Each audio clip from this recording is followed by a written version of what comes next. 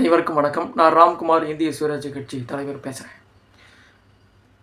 இந்திய சுயராஜ்ய கட்சி 2019 நான் ஆரம்பித்தேன். இந்த கட்சியோட அடிப்படை கொள்கைன்னு பார்த்தா சமூக நீதி மற்றும் மக்களுக்கான ஜனநாயகம், இந்தியாவிற்கான மாற்றத்தை கொண்டு வருவது தான் என்னுடைய குறிக்கோள்.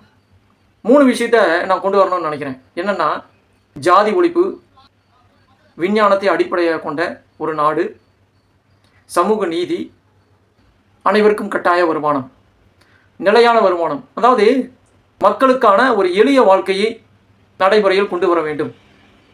எல்லாருக்கும் சரியான உரிமை, எல்லாருக்கும் கட்டாயமான பொருளாதார வசதி, நல்ல சமூக பாதுகாப்பு, அனைவருக்கும் இலவச கல்வி, இலவச மருத்துவம், இதை அடிப்படையாக கொண்ட ஒரு ஆட்சி.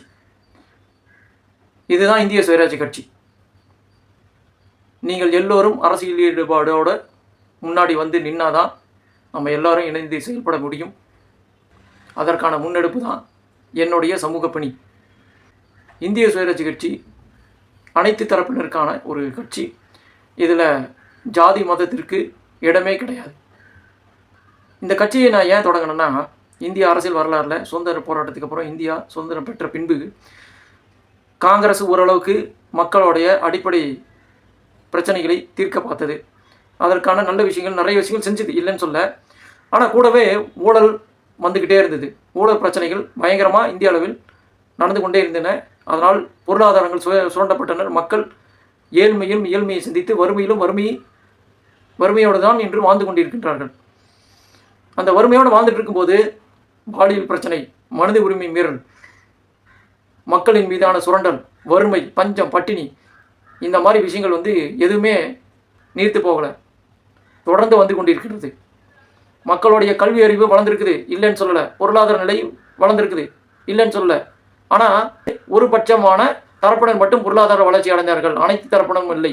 இன்னும் ஏழ்மை ஒழிக்கப்படவில்லை, வறுமை ஒழிக்கப்படவில்லை. இதுதான் எனக்குள்ளே இருக்கிற மிகப்பெரிய கேள்விக்குறியாக இருக்குது.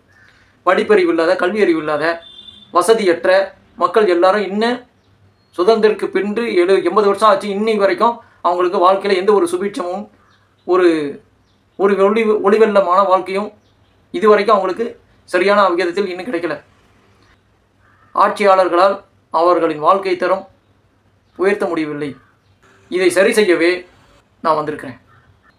இந்திய சுயராஜ்ய கட்சி அனைத்து தரப்பினருக்காக பாடுபடும். எனவே மக்கள் அனைவரும் கட்டாயமாக இந்திய சுயராஜ்ய கட்சியின் இணைய வேண்டும் என்று உங்களை வேண்டி விரும்பி கேட்டுக்கொள்கிறேன். நீங்கள் எல்லோரும் வாங்க, இணைந்து செயல்படுவோம். புதிய இந்திய ஜனநாயகத்தை உருவாக்குவோம்.